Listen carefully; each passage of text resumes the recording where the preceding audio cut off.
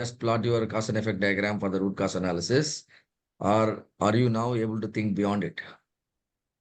It is think beyond it, because if suppose if you take the fishbone diagram, see generally இப்போ நம்ம ப்ராஜெக்ட்ல வந்து NCR rice பண்றோம்னு வச்சுங்களேன், அதுல வந்து Prakash, please don't mistake me. Use English, yeah, because others are also there. No, little English. Okay, Otherwise, when will you sir. learn to speak Okay, English? sir. When will I learn to understand your English? Right? Thank you. Yeah, no problem. There's no restriction for the participants. Yeah. Sir, No, go ahead. actually, when we receive the NCR from the client or consultant, we'll find out the causes is, we will find out the only one causes, that is one cause, not a causes.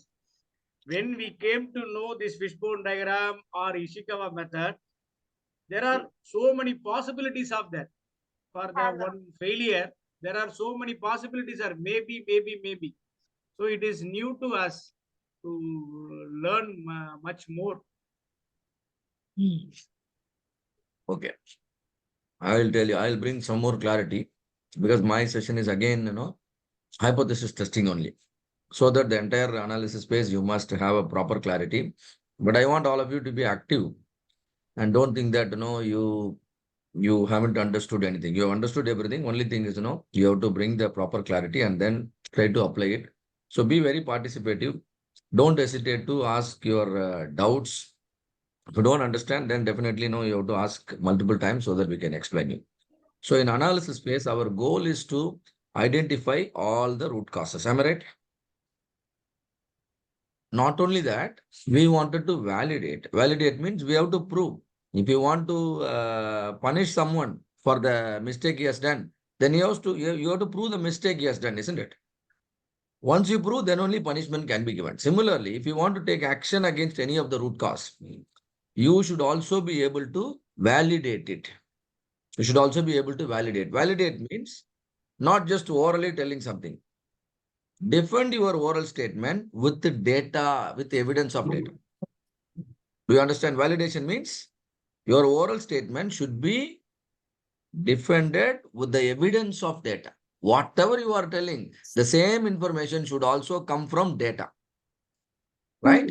If you validate your statement using data, that is known as, a procedure known as hypothesis testing. It is a statistical procedure known as hypothesis testing. I can tell whatever. But if I can also prove it with evidence of data, then, it is validated, isn't it? We tell you, we give placement to all our participants. But where is the data? Right? So data should also tell, oh, you are giving placement to all participants. That means 100% placement. Show me last 3 batches, or randomly some 10 batches.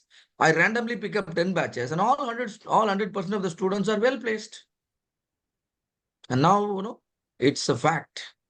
So the statement becomes, the statement is accepted as a fact. Clear, all of you? So this is hypothesis testing. This is hypothesis testing. The statement in other terminology is nothing but the hypothesis. You can also call it a claim. The statement is nothing but claim. You can also call it hypothesis. Always there are 2 types of hypothesis. The null hypothesis, the other one is alternate hypothesis.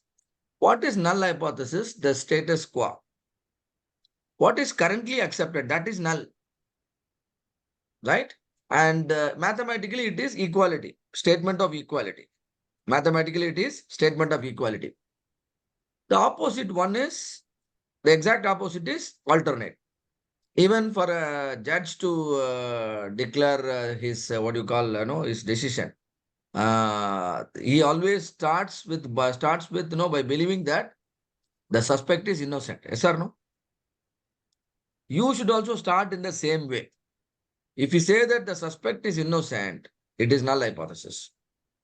If you say that the suspected factor is not a root cause, then it is null hypothesis. You have to frame a statement in a way that the factor under suspect is not a root cause. If you frame the statement in such a manner, that is known as null hypothesis. Then what will be the opposite one? The factor is the root cause. You can always say the factor is not a root cause. You can always say the factor is root cause. When I say factor is not a root cause, it is Null. null. Yeah, it's not. That means the factor is not critical. That means the factor is not making any impact on your output. All of these things, are null hypothesis. Factor is not a root cause. Factor is not making any impact. And factor is not critical. Factor is not influencing your output. These are all null. The quite opposite is alternate. And now you wanted to, you want everybody to believe on the alternate. Yes or no? So you wanted to Yes. prove that the suspect is a crime. Before proving that the suspect is a crime, you must attempt to prove that he is no more innocent. Do you understand? The suspect standing in the cabin, no?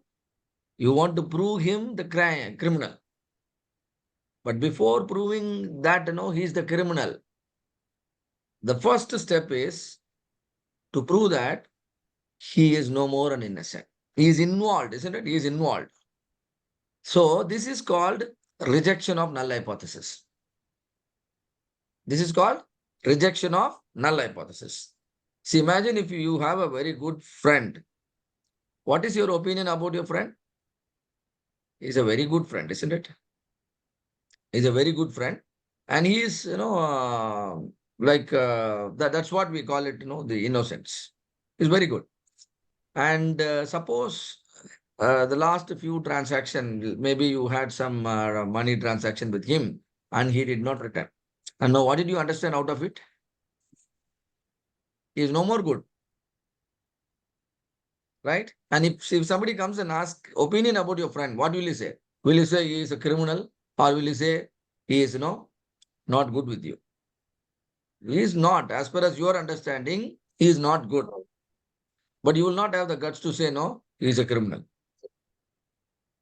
Same language you are supposed to use in hypothesis testing. You have tested the null hypothesis and it happened to reject the null. If it happened to reject the null, you only say you rejected the null. You should never say accept the alternate. You will never say your friend is a criminal based on your observation.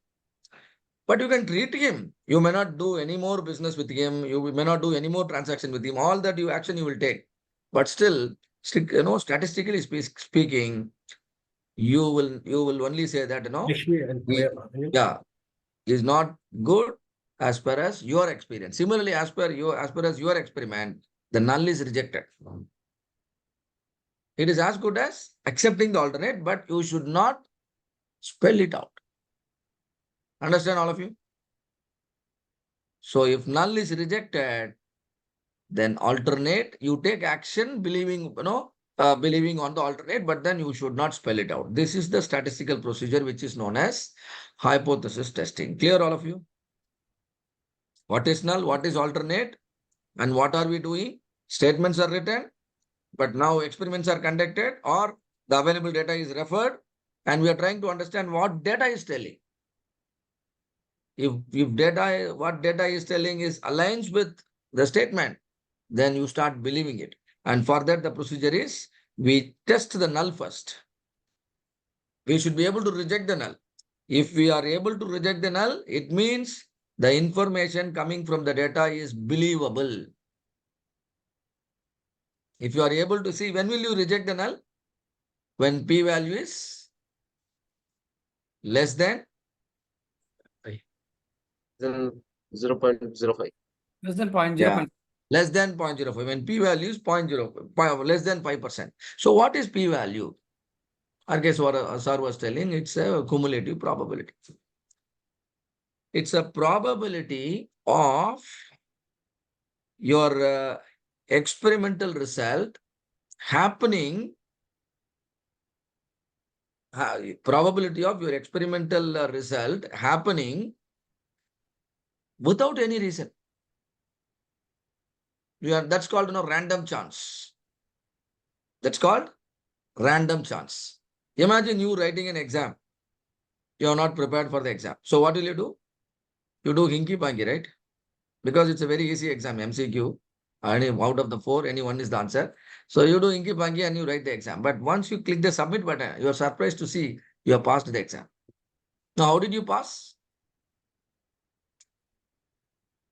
Hard work, through hard work. The probability works. There is a chance for, people to clear sometimes, by luck also.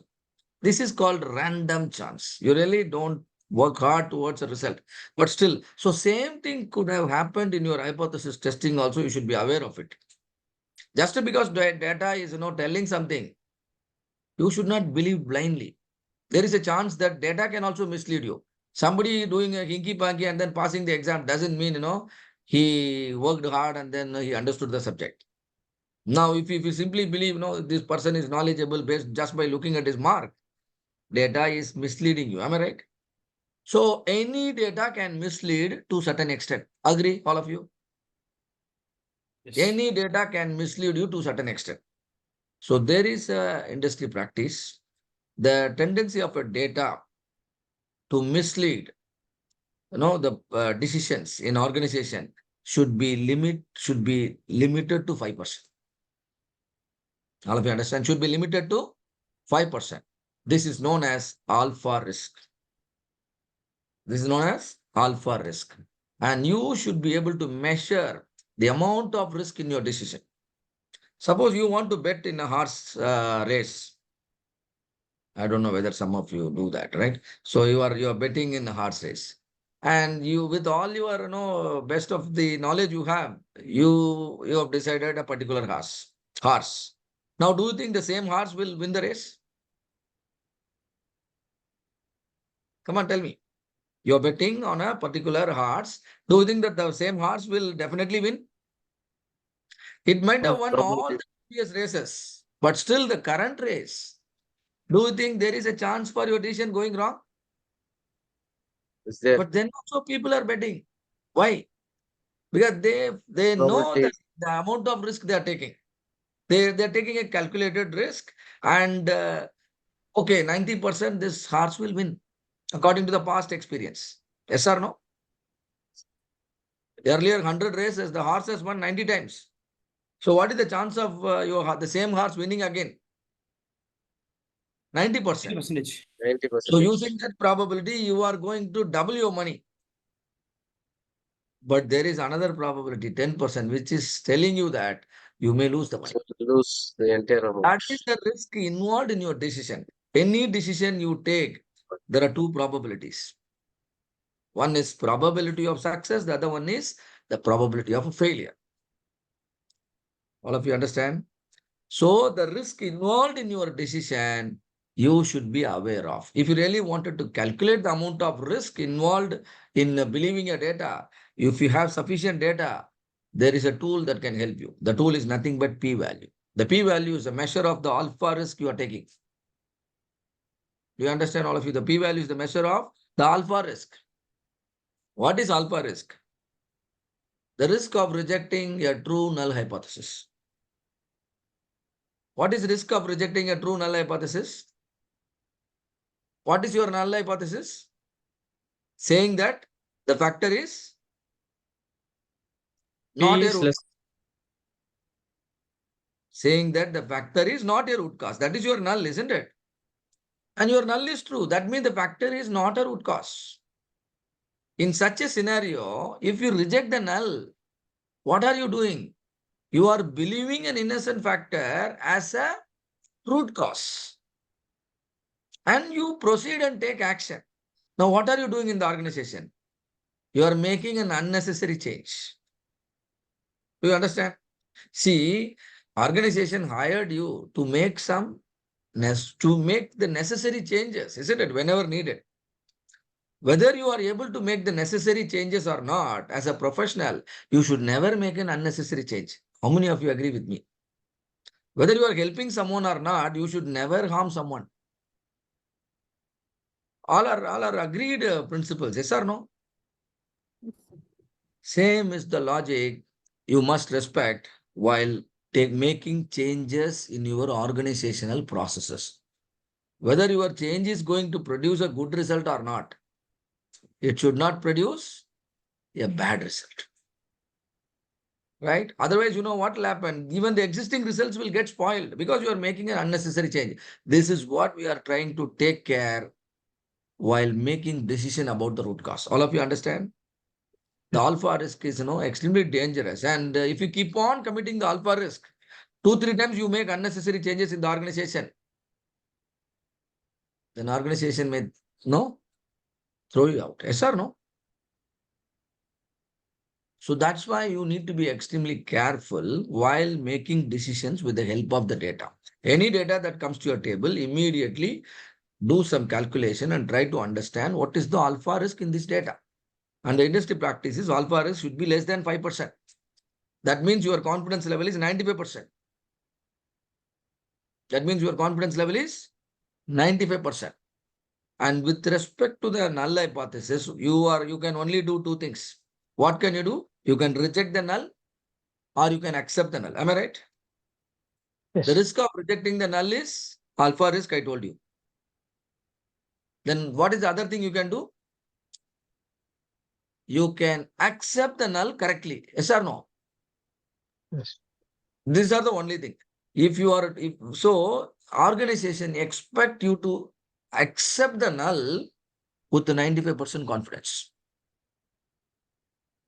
Any organization would expect you to accept the true null hypothesis with the 95% confidence. What does it mean? If the current practice in the organization is correct, you should also say correct. You should not go against the organization. Yes or no? Whatever they are practicing, if that is correct, what are you supposed to say? You should say they are correct. Yes or no? They are following a sample size of 30. If that is correct, what are you supposed to say? You should say, yes, sir, we are correct. Isn't it? So that is called confidence level. Any organization expects a minimum of 95% confidence. Do you understand, all of you, what is confidence level? Yes. At least 95% of the situations, you support the correct current practice. The current practice is correct. Out of 100 practices, at least 95 practices, you will also say, yes, they are correct. This is known as confidence level. Can one of you redefine the statements of alpha risk and confidence level? What is alpha risk? The risk of rejecting. Reject I'll the repeat risk. and then I repeat Null one more hypothesis. time. All of you listen to me very carefully and then you have to put it in the chat box or you have to again read it out.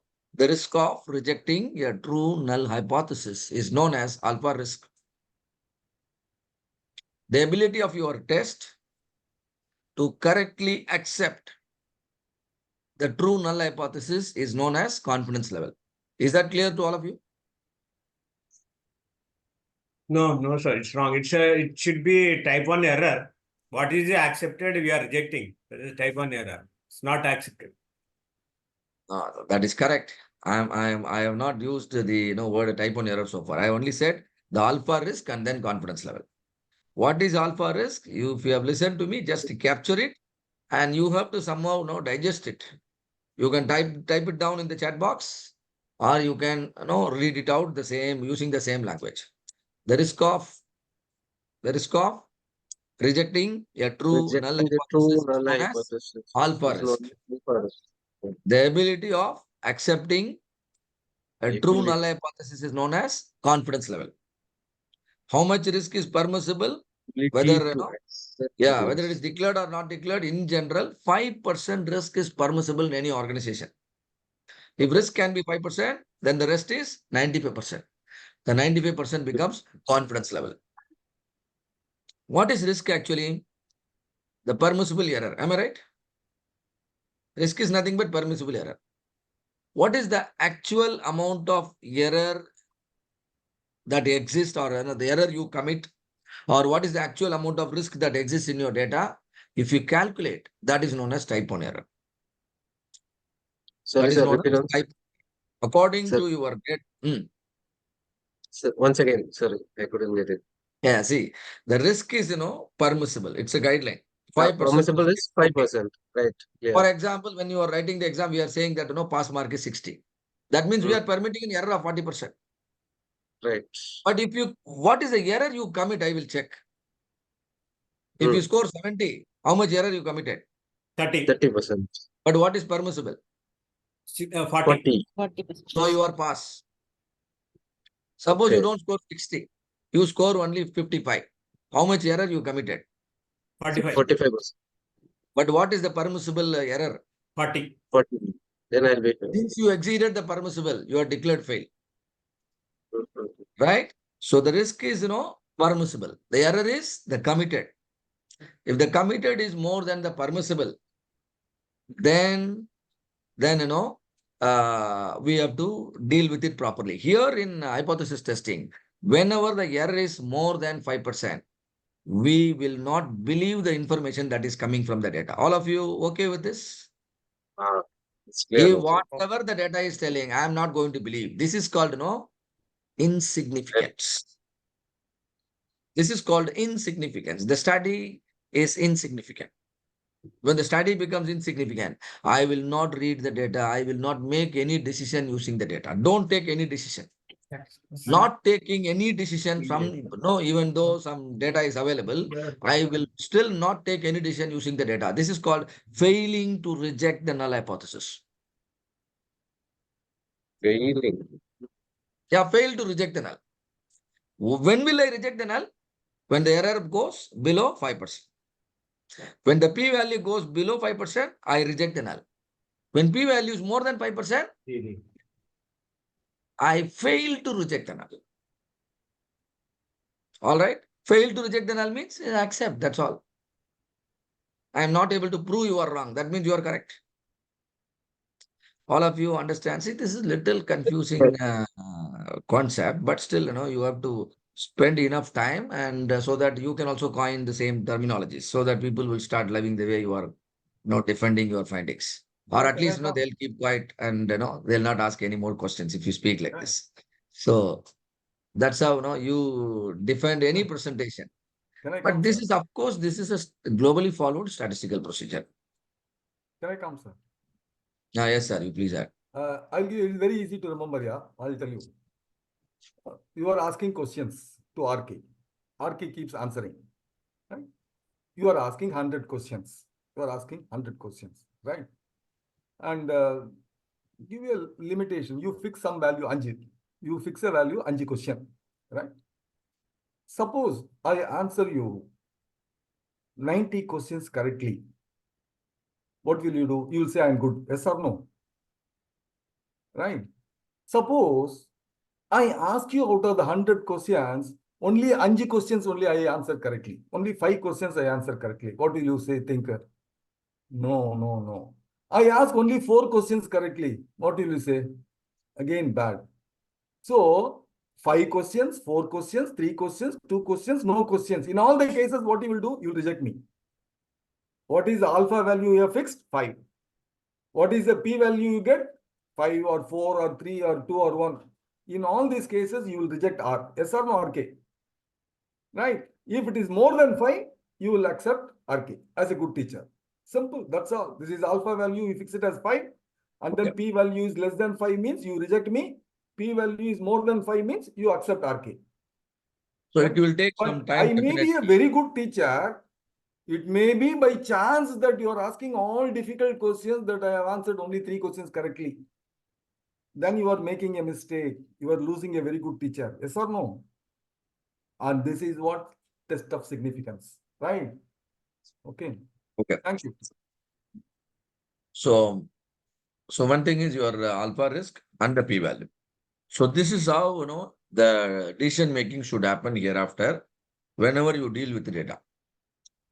If you don't use this logic, simply use all the data and make decision, then data can mislead you and you may get your name spoiled in more than 5% of the occasions, which is not good for your career and not good for your organization also.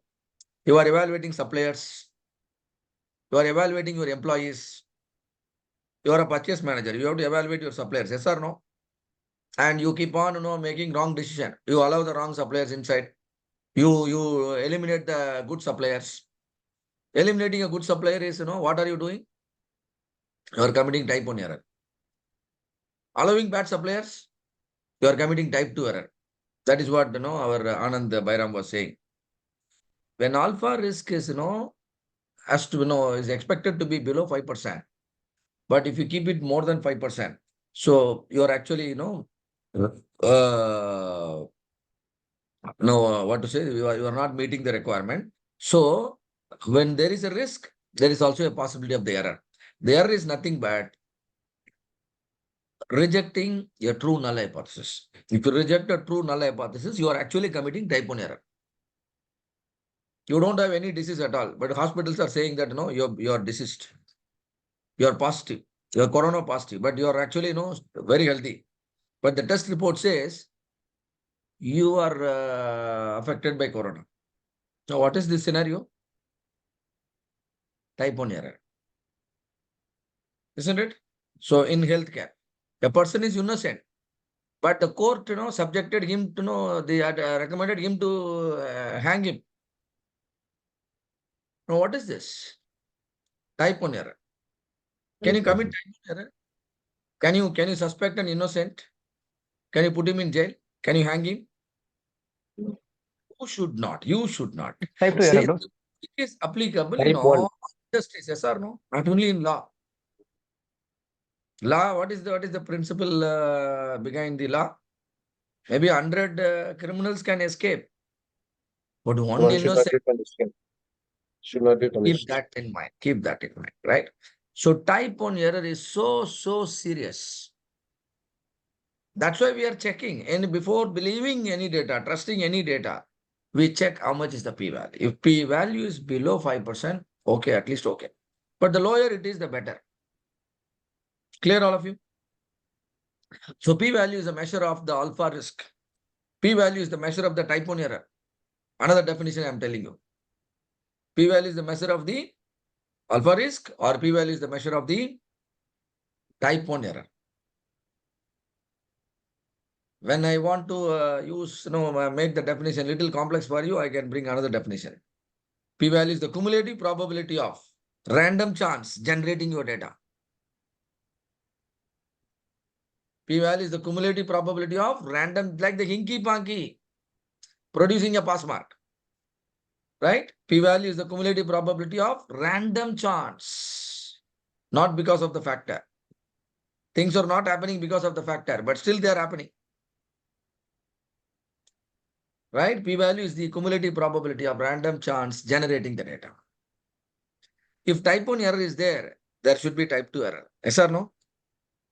So what is type 2 error? Allowing a bad supplier. You are a purchase manager. You are asked to perform some audit, and you perform the audit. I don't know what happened. You have you have given him the contract to supply the raw material for the next 5 years. But the raw material quality, tell me, the raw material quality your company is will be receiving will be very bad.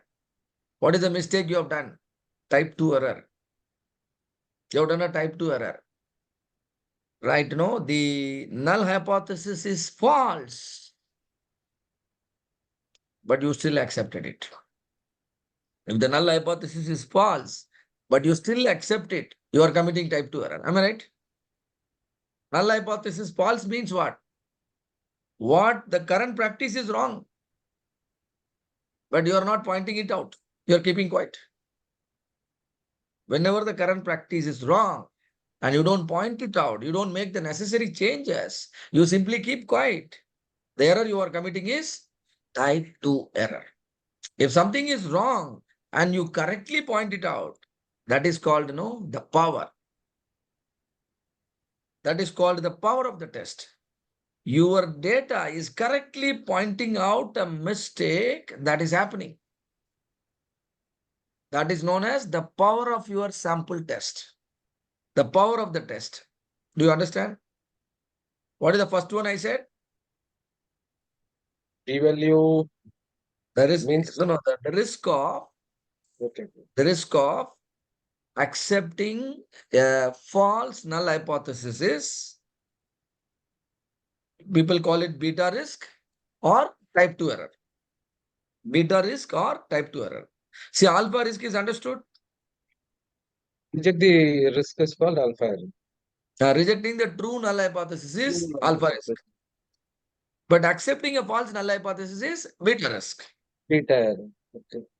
But correctly rejecting a false null hypothesis, correctly rejecting a false null hypothesis, that is known as power of the test. Power of test. Power of the test, power of test or power of the test. Hereafter, if you are performing any hypothesis testing, Okay.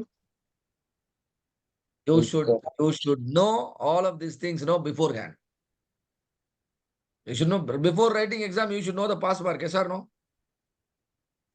Same manner, before performing hypothesis testing, all this information should be pre-decided. At least alpha must be decided. If alpha is decided, then confidence level is also decided. Because when alpha is 5%, confidence level is 95%. Similarly, if beta is 5%, power of the test will be 95%. Let me give a scenario. See, why are we talking all of this? We are not doing 100% audit. Yes or no? If you are going for a supplier audit, are you auditing everything? Sample You are basis. performing sample. So that is why you should know how much power you have in your sample test, how much confidence level you are able to achieve with your sampling test. And then you take a decision. It is like, betting on a horse, that's all. With best of your ability, you are predicting, you are doing whatever is the sample size. There are so many factors that can influence your decision, that can influence your confidence level, that can influence your power of test. So you somehow, you should be able to estimate them. It's an estimate. You will get a very close estimate if you have a wealth of data. If you have too less data, then you may not get a closer estimate, but still you will get an estimate.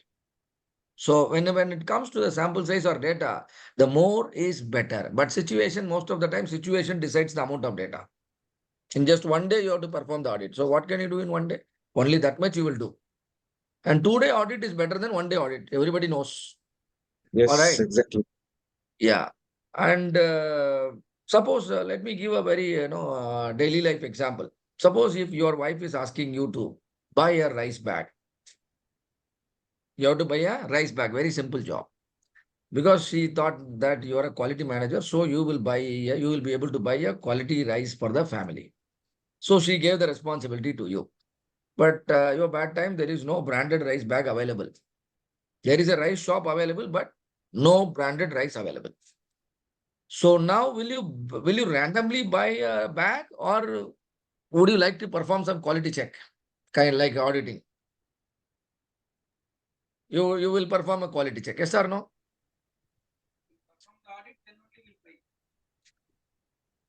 Are you able to understand what I'm speaking? yes. All of you? Hmm.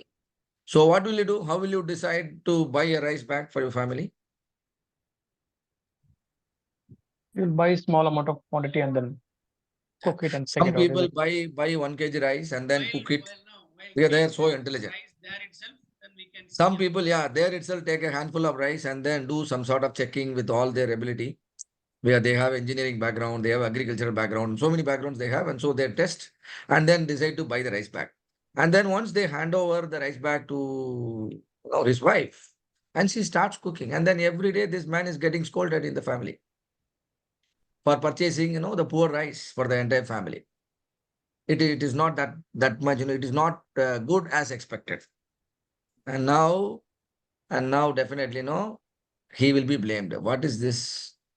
You're saying you've done BTech, MTech, MBA, and so many things, and you're a quality manager in your company, but you don't know how to buy even a rice bag, isn't it? What happened here? What went wrong here? Your sample has misleaded you, yes or no? That fellow made some trick and made you to buy. No, the sample you have taken is, from the top. But what is inside, you're not able to judge. Your sampling technique is not that much having enough power to bring out the fact, yes or no? So this is called type 1 error. Sorry, this is type 2 error. The bad one entered the customer. Yes or no? The bad Sir, one but entered the customer. This is type 2 type 2 error. error, type 2 error, but knowingly accepting the error. No, I know that it is fault and I accepting. That means I know there's supplier is not good, accepting, but in this case, it will come under type 2 Price is error. not good. Price is not good. You accepted it. So accepting a bad product is type 2 error. It is also known as consumer's risk. All these words, can help you to understand the concept. Consumer's risk.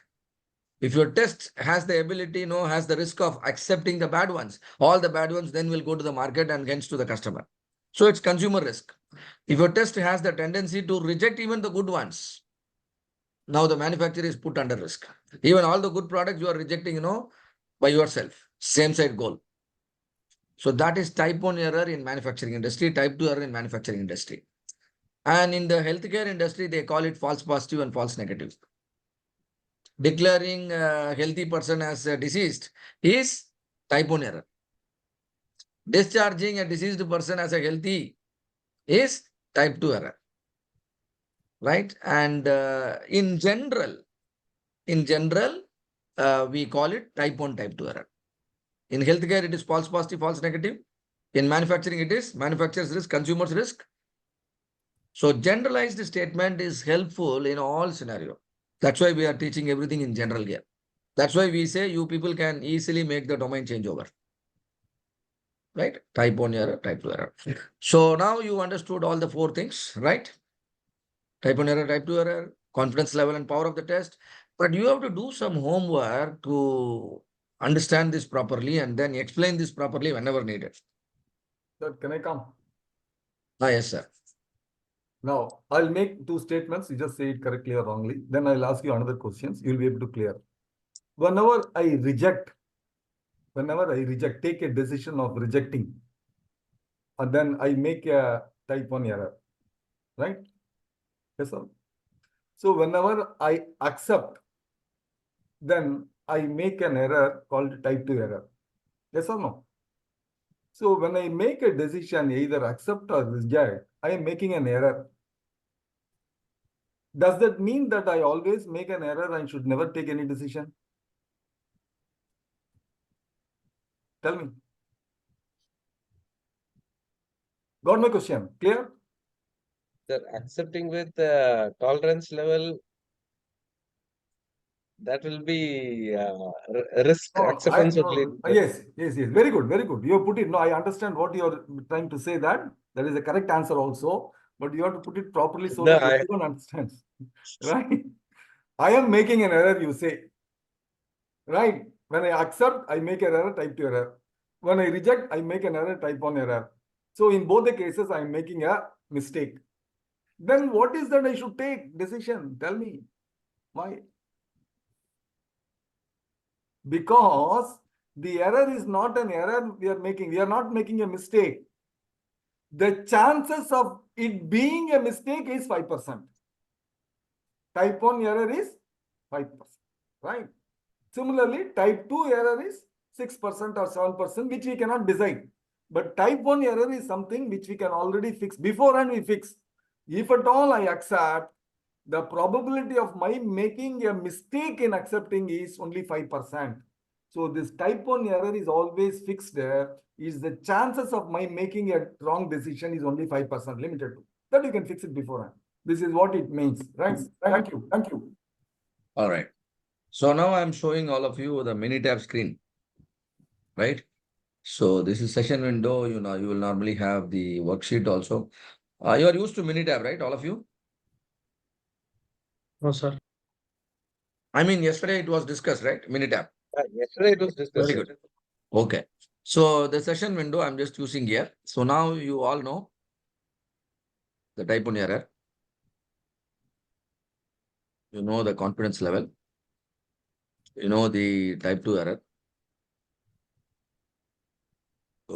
You know the power of test. And decision-making rule. The decision-making rule is if the type 1 error is less than 5%, reject null. How do we know type 1 error is less than 5%? We look at the p-value. If p-value is less than 0.05, then what do? We reject null. So reject null means what? The information contained in the data is significant or insignificant? Significant. Significant. Significant. The chance of data misleading your decision, misleading you is less than 5%. That's the time you must make decision. All right. Similarly, suppose if p-value is more than 5%, then what will you do? Fail to reject the null. Reject the null. That means what? Information contained in the data is Not correct. insignificant. Insignificant. If it is insignificant, why do you want to believe it? Right? So don't reject the null. You don't reject the null, that means no, don't make any changes. See here, practically you initiate a change. Correct? You initiate a change. Whereas here, don't initiate anything. You don't have to change anything. Clear? So when to make changes, when not to make changes is very clear now. Rule is very simple. The rule is just p-value. The rule is just p-value. P-value is a measure of you committing type 1 error whenever you reject the null hypothesis. I just want you to remember one definition. P-value is the risk of you rejecting a true null hypothesis.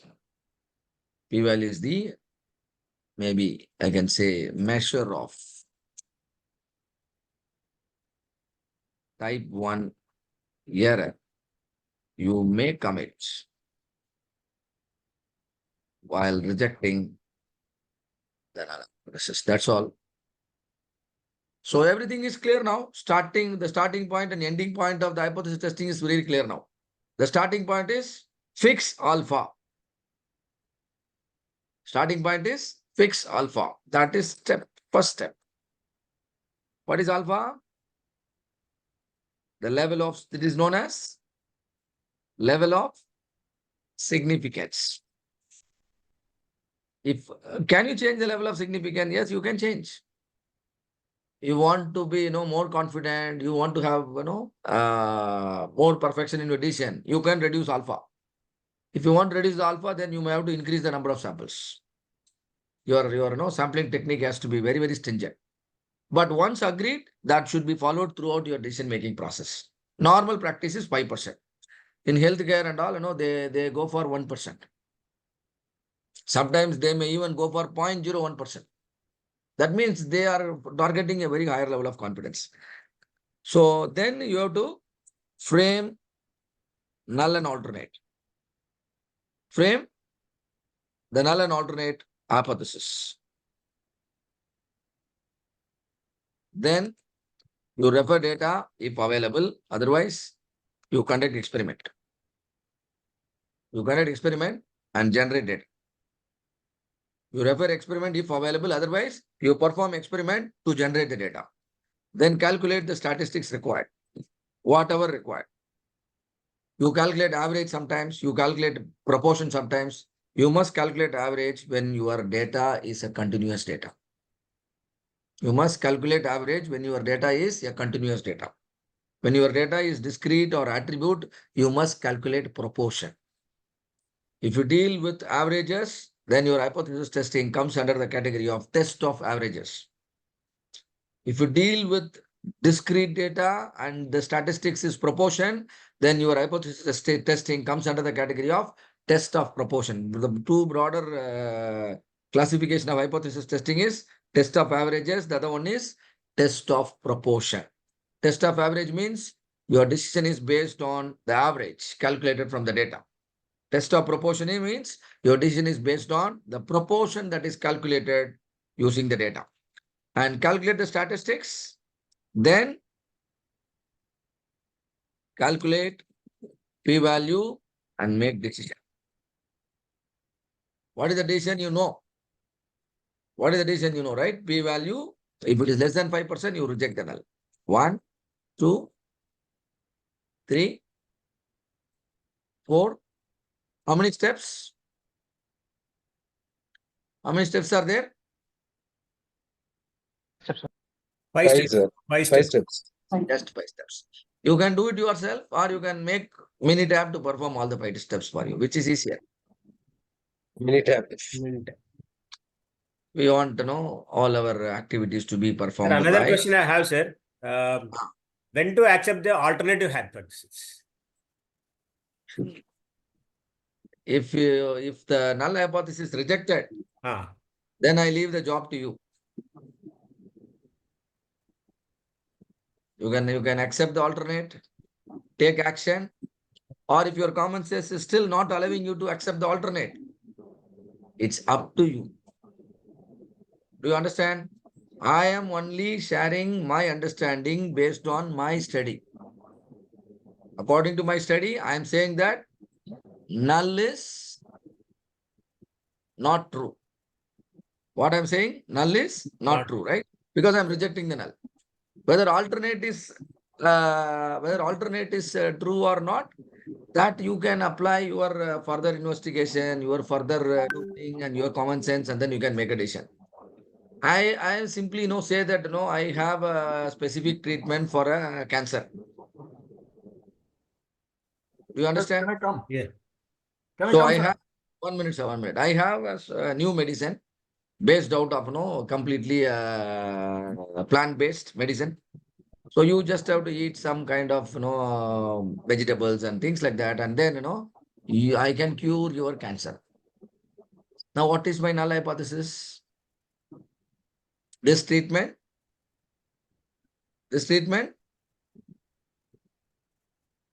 can cure cancer or cannot cure cancer.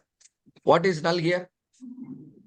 The new treatment cannot cure Cancer. cancer, because everybody will say that no, this cannot cure cancer. So that is the null. What everybody says is null.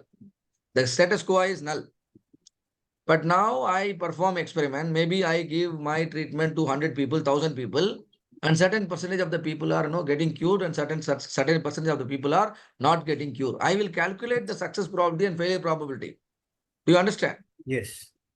Now, finally, I will say your claim is wrong. Finally, I will say your claim is wrong. What is your claim? You as a common public, you said, no, this cannot cure cancer, isn't it? You understand? Anand, yeah, you continue the conversation. You only raised the point, right? Can I come? So this particular treatment cannot cure cancer. That is your claim, yes or no? Yes. That's your null. Now I proved you are wrong. Now whether you still accept my treatment or not, that is up to you. Yeah. You can believe and then take the treatment, or you can still go with your existing other treatment. That's up to you. Okay, RK sir, you can add now. Yeah. See, this is a decision which we all take normally in our lifetime. Only thing is we are telling as if you don't know anything. I will tell you one thing, example. You take either your son or my son. I take my son. That is easy. So you will not mind me. My son is a good boy. That is a null hypothesis. Yes or no? Yes. Yes. Every way, for everybody, their son is a good boy, therefore good children. So my son is a good boy is a null statement. Now Prakash finds that there is something wrong with my boy, with my son. Therefore, what is his claim? Alternative hypothesis. He is a bad boy. He comes and tells me, RK, your son is a bad boy. Now there are two hypotheses. Yes or no? What is null hypothesis? My son is a good boy. Now he makes a claim that my son is a bad boy. Now the p-value is less than p-value happens to be more than 0.05. Then straight away what I will tell Prakash, p-value has become more than 0.05. Therefore, I accept that my null hypothesis. Therefore, my son is very good boy only. Get away. That is what I will say. Yes or no? Clear? Yes, sir. The p-value is more than 0.05. Therefore, I accept the null. My son is a good boy. You don't comment. You go away, Prakash, that I say. But in case p-value happens to be less than 0.05, right? P-value happens to be less than 0.05. Then what I will say, right? I reject the null. I accept. My son is not a good boy. That's all. But I will not try to punish my son. Because after all, he's my son. Yes or no? Yes. I will establish that he is a bad boy and then punish him. But okay, he's a bad boy. That's all. Get away. I will see to it that I will ensure, see the possibility, do a study, investigate, and take action. I will not take action on my son. Yes or no? Yes, yes. Same thing here also. P-value is low means you reject the null. But that doesn't mean that I accept the null and I accept the alternate hypothesis and go away. When will I accept the alternate hypothesis? Only after investigation. Clear? Only after investigation. Here the question is whether the hypothesis, null hypothesis, is to be accepted or not to be accepted. Any other statement has to be accepted by investigation. Thank you. Thank you, sir.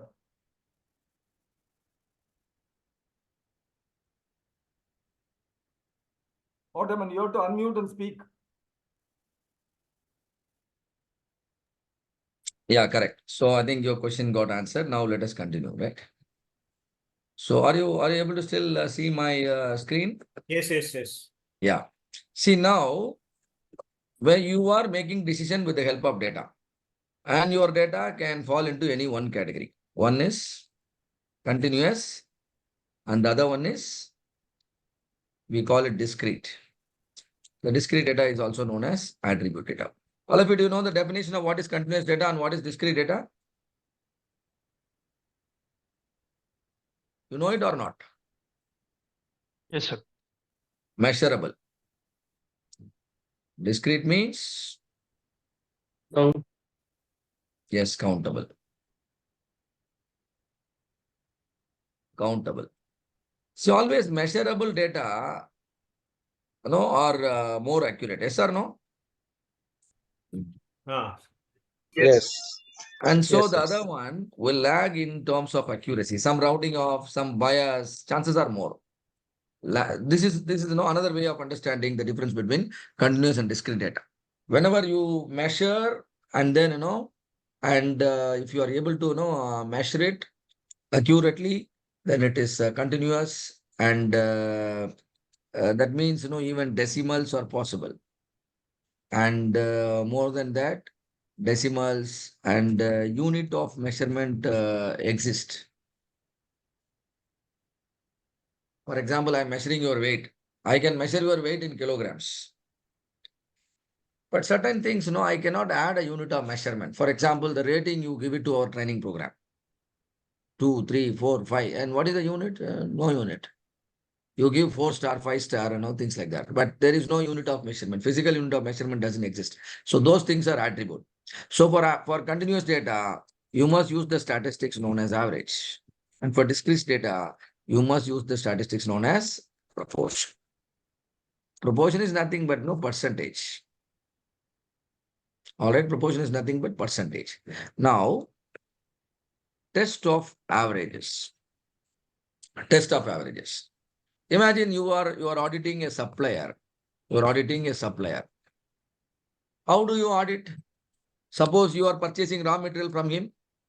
What would you like to test? The raw material quality, isn't it? yes, yes. And now, how do you measure raw material quality? Can you tell me one way of measuring a raw material quality? Units. Units. composition test. Okay, material Okay. composition. Okay, material composition, I take it. Suppose you want to know how much alumina is available. or how much magnesium is available, or how much iron content available. Whatever raw material you are purchasing, a particular chemicals, percentage you want. And now tell me, is it measurable? Is it Yes, sir. measurable? Measurable. Yes. Yes, sir. Yeah. Yes, it is measurable. And now the alumina, you will have a reference value, yes or no? Alumina percentage, alumina percentage should be more than or equal to 95%. This is your requirement. All of you, do you understand? The requirement is a reference value. Am I right? Yes. And now you want to validate a supplier. So what do? You are going to his place. You are taking, a random sample of 10 pieces. Do you think 10 pieces can reveal the fact?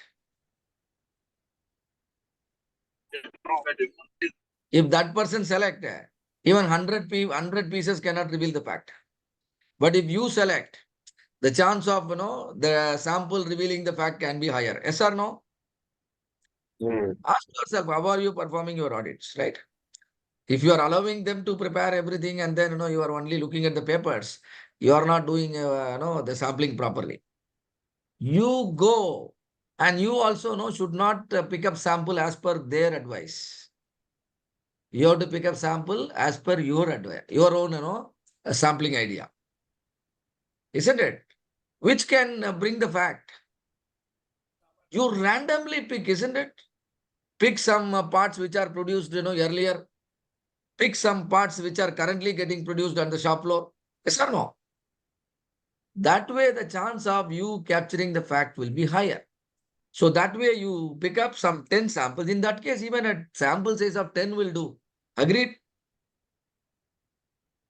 Do you understand, all of you? How are we reducing the sample size?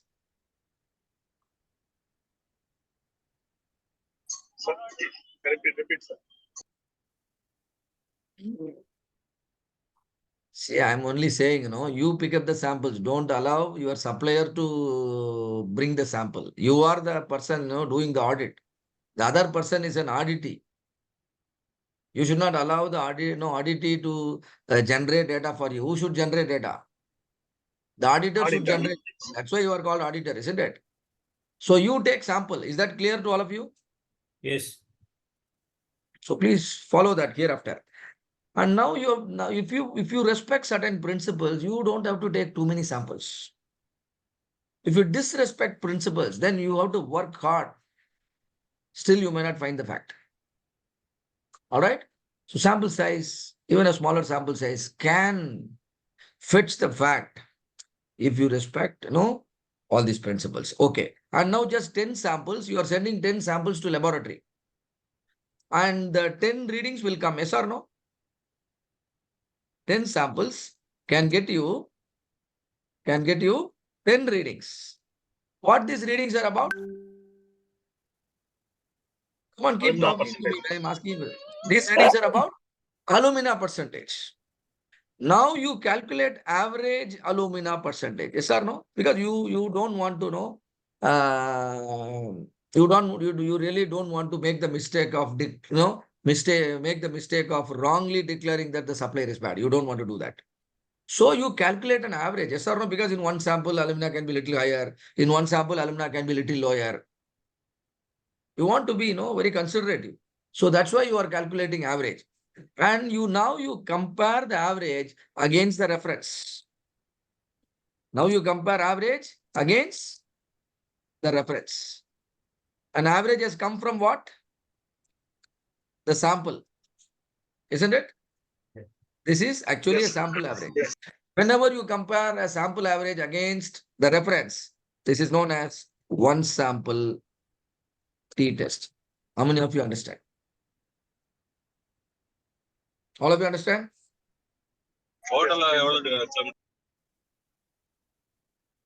Okay. So this is one sample t-test.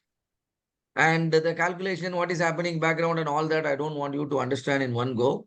Please come back to us and then, then probably at the next level, if really needed, we can help you. But right now, the softwares are available and the templates are available. And everywhere people call it, no, the training is AI enabled. The meaning of AI enabled is leave certain job to those softwares and applications.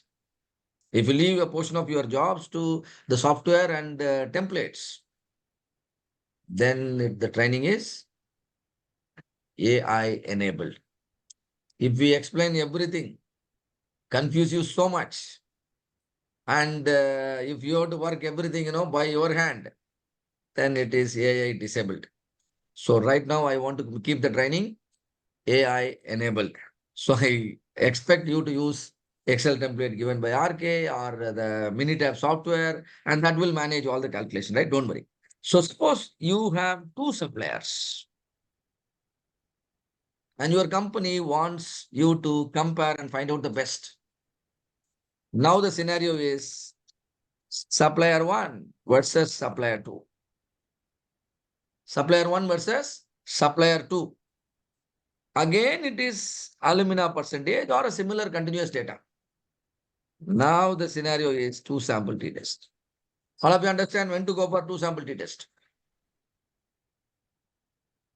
Yes, yes. Parthiban, I am not able to understand what are you saying. You're just, like God, you are just coming for a microsecond and then you are vanishing. No, sir, I am on traveling, sir. That's why the sound disturbance. Oh, sound is coming. Okay, then you stay muted. So machine 1 versus machine 2. What is the scenario? Two sample test. The scenario is two sample test. You versus your friend. What is the scenario? That is also two sample test. Something, yes. Unknowingly, unknowingly, consciously, unconsciously, all of you are performing hypothesis test every single day. Here you are, knowing the procedure, and then hereafter, now onwards, you will be doing it consciously. And see, whenever it is two sample t-test, if the data is continuous, the moment you know data is continuous, it becomes two sample t-test. All of you understand? Suppose if there are three suppliers, and again, the data is continuous. Again, it is alumina percentage. Then it is ANOVA. Clear? When to go for one sample t-test, when to go for two sample t-test, and when to go for ANOVA. Is that clear to all of you? Yes, sir. Hypothesis test selection. I want to find out the best student out of the current batch. Totally how many batch here? Or I want to find out the healthier person. I want to find out the healthier person out of this, meeting room. How many people are here? 12, including me and RK, isn't it? So now we have to set a criteria. What is the meaning of healthier person? Can you set a criteria, all of you? Which can be a good indicator of your health? Your height? Your weight? No. Skin color? No. These are all not No. CTQs. Please understand. These are all wrong CTQs. Wrong CTQs end up, with wrong decisions, wrong actions, and no benefit at all. Waste of resource. Tell me one metric that can be a good Without any indicator of your health. without Come on, any all of you. diseases. This is very important, isn't it? We should know at least about our own body. What do we Without have? any diseases, sir. BMI Yes, sir. Without ratio, any sir. disease. Without Oh, any disease. okay, now you're coming closer. And Very good. So BMI, yes. Let's calculate the BMI. So BMI, is it a measurable data or discrete data? measurable. What is the unit of measurement? Weight and height. Weight and Height. height. So kilogram per centimeter, right? Yes. Very sir. good. Kilogram per centimeter or centimeter per kilogram. The medical professional have to. So this is continuous. So finding out the healthier person out of 12 using BMI as a criteria. What is the test we are performing right now? Two sample. 12 One members sample are here. test. One sample test. 12 members are here. It's ANOVA not test, sir. ANOVA, sir. ANOVA. ANOVA, sir. ANOVA. This is ANOVA, right? And what kind of participants? No, I want to divide your the entire set of students here into two groups. people who attend the session keeping the camera on and people who attend the session without, by keeping the camera closed. I want to find out which group is, can score better in the exam. Two tests. It's a two sample test. One group on the camera, other group off the camera. And what participant believe is, whether you are on the camera, off the camera, it is not going to make any difference. That is your null. But I am going to prove you are wrong. Any session, if you keep the camera on, your takeaways can be at least double. So in order to prove, I set a criteria. Criteria can be mark, criteria can be no other things, isn't it? The way you confidently present the learnings to others. There are so many criteria. So I make it measurable. So the test becomes what? Two sample t-test. Somehow, if you make it measurable, see, please note, test mark is considered a continuous data. Test mark is considered a continuous data. And so it is a two sample t-test. Sir, I have a doubt. Oh, yes. If three or four people call for an interview Mm. and they are testing who is good. Yes. So ANOVA. in that case, which can be called as ANOVA test can be done. Yeah, you called No, four no. people. You are finding out the best out of the four. Yes. You want to say Yes, that no, ANOVA. one person is significantly better than others. Yeah. That is ANOVA. Okay. See, it is like, we are taking a decision. That's all. We are making a decision. And that decision is always, rejecting the null or failing to reject the null. So it's like, reaching a destination. You can reach the destination by your car. You can reach the destination by your bike. Or you can reach the destination just by walking down.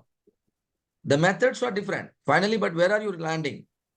You are landing the destination. Same manner, whether you perform ANOVA sometimes, see, equivalent to ANOVA, there can be other tests also. There are different hypothesis testing exist, but ultimately we make the same, the right decision. And for certain scenario, ANOVA will be better. Certain scenario, two sample t-test will be better. Certain scenario, one sample t-test will be better. So likewise, sometimes you decide to go by car, sometimes you decide to go by bike. So the methods are different. So there are equivalent methods also available. You should always choose the best one. So if you just develop some knowledge, then gradually you come to know which hypothesis testing can be a best fit for a given scenario. But we are in the very initial level. You now understood. Comparing a sample against a reference, one sample t-test. And we are only talking about continuous data. Comparing one sample against another sample, it is two sample t-test. Comparing more than two samples, it is ANOVA. Clear, all of you? All right. Yes, yes. Suppose if your data is not continuous, your data is discrete or attribute. Discrete means, I'm talking like this, pass percentage. I'm talking rejection percentage. And the conversion rate, campaign conversion rate. People who are in the digital marketing, for you, the conversion rate is an important. Are you dealing with the percentage in your current job? Are you dealing with percentage? Many a times you look at percentages, or no? Yes, yes, yes, yes. That means it is falling under test of proportion. Suppose if you are a digital marketer, and you want to say that your campaign conversion rate can be better than the industry reference or industry standard. The industry standard is, 10%. Normally, the digital marketing campaigns give a conversion rate of how much? 10%. But you wanted to say that your campaign can give a conversion rate of better than 10%. You wanted to prove it. So what is this thing? This is a proportion, test of proportion, right? You are comparing a sample versus reference. Now, what is this test? One proportion test. All of you understand? All of you understand? This is one proportion test. If there are two campaigns, campaign 1 versus campaign 2, What is this? Two proportion test. Suppose if there are more than two groups or more than two campaigns, but still you use your proportion for your decision making, then the test is chi-square test. How many hypothesis testing I introduced now? 3. 3. 3 and for discrete, 3 for proportion, 3 for average. Do you remember totally? 6. Test of average is 3 and test of proportion 3. Am I right? Am I audible? Yes, sir. Yes, sir. Yes, sir. Yes, sir. So test of averages, test of proportion, 3 plus 3, 6. Any scenario given, just try to understand whether it fits into any of the 6 and then perform the corresponding test. And you can make Minitab to perform the test. Now let me give another scenario. A company is selling a product and everywhere it is written that the product has 15% fat in it. It is a food product. What is the fat content in the food product? I said 15%. 15%. And you wanted to understand whether the company's food comes with the specified quality. The specified quality is fat content is 15%. And what is your requirement? Can somebody tell me you want the fat content to be more than 15%? Or you want the fat content to be less than or equal to 15%? What is your Less than requirement as a 15%. public? Less than Less 15%. than or Not equal to equal to 15. So if it is found more than 15%, you may not want to buy that product. Yes or no? So your test right now is a right-tailed test, because if the fat content moves to the right side of 15, it becomes problematic. So the significance is felt on the right side. Am I right? So your test is known as right-tailed. Suppose if for some reason, if less than 15% is unacceptable for you, maybe this is not fat content, maybe this is maybe something else. Maybe this is some kind of vitamins or some kind of carbohydrate where you want minimum 15%. If it falls to the left side of 15%, it becomes problematic. Now your test will become left-tailed. All of you understand what is right tail and what is left tail? Sir, 1 second you tell now, sir. Right tail test and left tail test. Customer says the maximum permissible is this much only. If you go beyond that, customer is going to reject your product. Now it is right tail test. Customer says the minimum should be this only. If it comes below, then he is going to reject your product. Like our exam. You have to score minimum 60. You scoring more than 60, we have no problem. But if you score below 60, we are going to call you again. We are going to make you pay the fees one more time. Don't afraid. That's not going to happen, right? So that is left tail test. Sometimes customer will not allow you to move to the right also, move to the left also. He will only expect you to be in a range. Very tedious job. If we ask you to score between 60 to 70, very, very tedious job.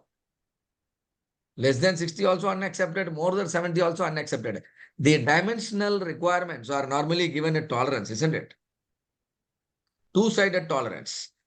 Maximum is this, minimum is this. So right side also problem, right side also significant, left side also significant.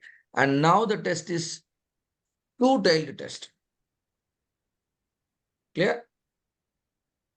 Right tail, left tail, two-tailed. And now I spoke about fat content. Tell me fat content. What kind of data it is? Is a less than 15%. Yes, it should be less than 15%. So So it there is- is a reference available. It should be less than 15%. So it will be left tail test. No, right-tailed. More than No, 15. it's I a am right tail saying test. it is a right-tailed test. If it is And more than I am asking 15%. you, what is this data type, fat content? Is it a continuous data or discrete data? Continuous data. Continuous data. Because fat content is measurable. You send the sample to laboratory and they will give you fat content. They have some standard way of measuring the fat content. Is measurable. All right. And now, Sir, If it is 15%, more than 15%, it is right tail test. Yeah. More than 15%, no, we want to reject it. Okay. More than, so see which side, your failure is felt. Failure is felt on the right side only. So it is right tiled. Suppose failure is felt on the left side, it is left tiled. If failure is felt both sides, then it is two tiled. So the scenario of testing whether the food product contains 15% or less fat content or not is actually a right tiled one sample T test. How many of you understand? One sample T test, and particularly it is right tiled.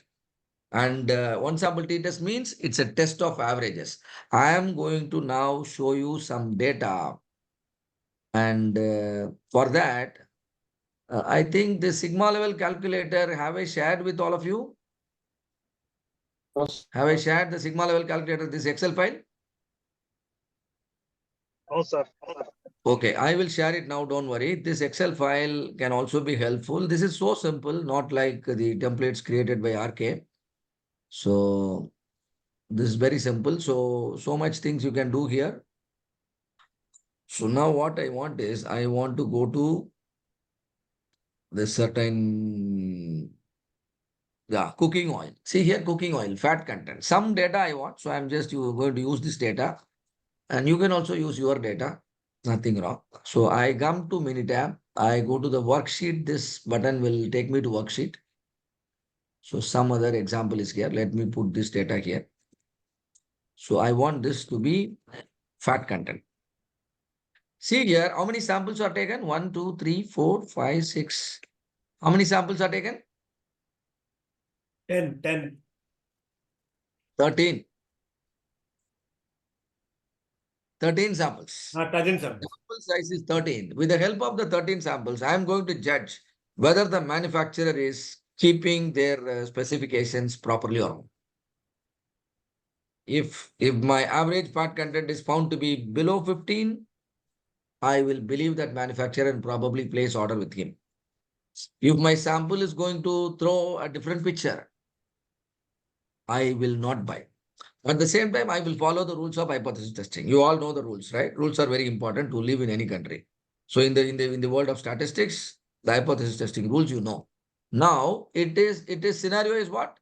One sample T test, right? So go to stat, basic stat, one sample T. Can somebody read the description?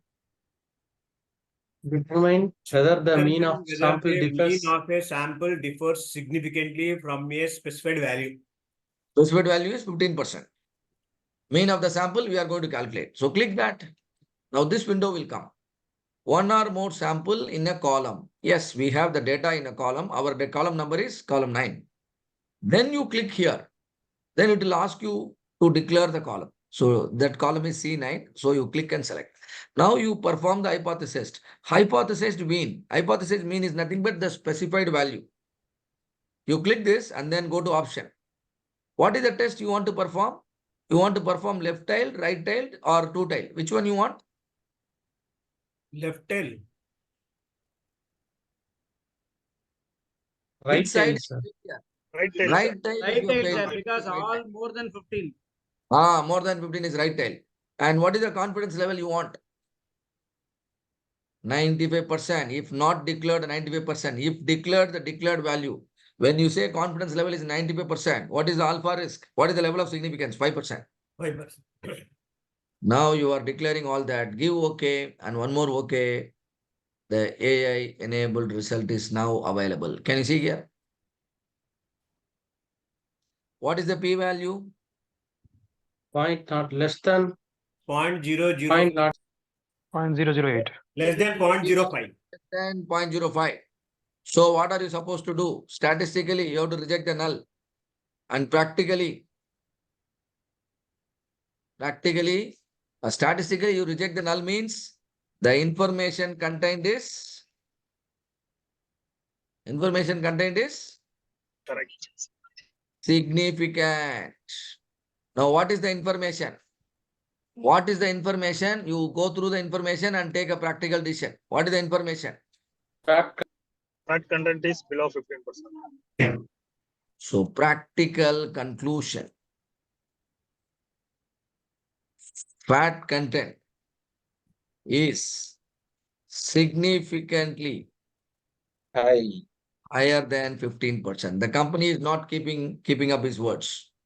They are only they are publishing everything in a fancy manner. It is printed, website, everywhere, newspaper ad, but the sample is giving a different picture.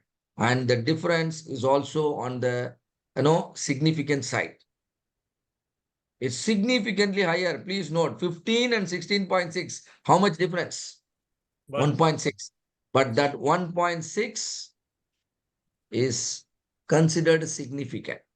If according to the data, according to the sample data, according to the variation in the data, an average of 16.6 Now, is considered significant. So what is your practical decision? Don't continue business with them. Don't place order, isn't it? See, you are not going to declare it in a newspaper. You are deciding to not place the order with the company. Yes or no? So that is why we carefully say we reject the null, and then we don't say accept the alternate. If you want to put it in the social media and give interview to all TV channels, etc., about the poor quality of the cooking oil, will you straight away do it, or would you like to perform some more test? If I have to perform some more tests. Now your question is, you earlier Sir, asked me a random question, sample right? again, we will take the Sir, sample. rejecting the null is accepting alternate. But now you yourself Yes. answer. That is Okay. why you have to stop somewhere. Reject the null and don't speak further. But some people, with the same result, they will put it in the Facebook. Yes or no? Yes. Those people are accepting the alternate also. Some people don't do anything, simply decide not to buy. They are only rejecting the null. Do you understand? So all possibilities are there. Rejecting the nulls means simply reject the null. Rejecting the null means also accepting the alternate. Rejecting the null means doing further investigation and then accepting the alternate. All possibilities are there. We have to use our common sense. That's all. For everything, if you go to court, sometimes it is not good. But certain things you must go to court, further investigation, all that needed. So now one sample test, all of you understand? The job made easier. Yesterday also you learned the same thing. Yes, sir. it seems I to be thought, little bit theoretical, and now it is very clear, sir. Now clear, sir. okay. So that's why the session is, again scheduled, today morning. And same manner, whatever is the scenario, if you give me, just I will choose the corresponding hypothesis test and then put it in Minitab. Or I can even do it manually if I know all the formulas and then have the time and patience. I can find out the statistics. Anyway, finally, I have to depend on some reference to pick up the p-value. P-value cannot be calculated manually. Either I should refer to some standard table, or I should use Excel, or I should use Minitab. That's why, everything I have decided to put it in Minitab, and Minitab will give me the p-value and I take a decision. So now it is the time for your tea break. What I suggest all of you is, you think about where can you apply hypothesis testing and find out a challenging scenario and just bring it to me after the tea break. I will tell you what hypothesis testing that scenario falls into. And then if you also have some kind of data or some kind of assumed data or some statistics, we can put it and I can guide you with the appropriate decision. That will complete our discussion about hypothesis testing. And the next session is about control chart and FMEA. But prior to going to control chart and FMEA, if you really have some questions to ask about the hypothesis testing or about you mentioned correlation, etc. So you want to ask anything, please don't hesitate to ask. I'll clarify and then move to control chart and FMEA. Okay, thank you very much. So we'll One break. Yeah. One request, sir. Sir, yesterday I was traveling by train and I was not able to take the classes. can you please just share the screen recordings, video recordings? Yeah, we are sharing, and always we are sharing on Monday. But actually, it is not shared, sir, till now. No, No share. videos. But maybe Coming you Monday, somewhere coming you Monday. are lagging with the procedure. Have you installed the app? Yes, sir, I have installed Yes, the sir, app, but we have installed, but there are no only one videos. thing is there. One mock test is there. That is only one. Did you send a message? Did you send a message asking for access? Yes, Yes, sir. yes, sir, You yes, sent? sir, Yes. yes, sir. There are Okay. videos, but they are not screen No. recordings, sir. No, once you send a message, then you will be added to the ongoing batch. The ongoing your batch number is BB56. Am I right?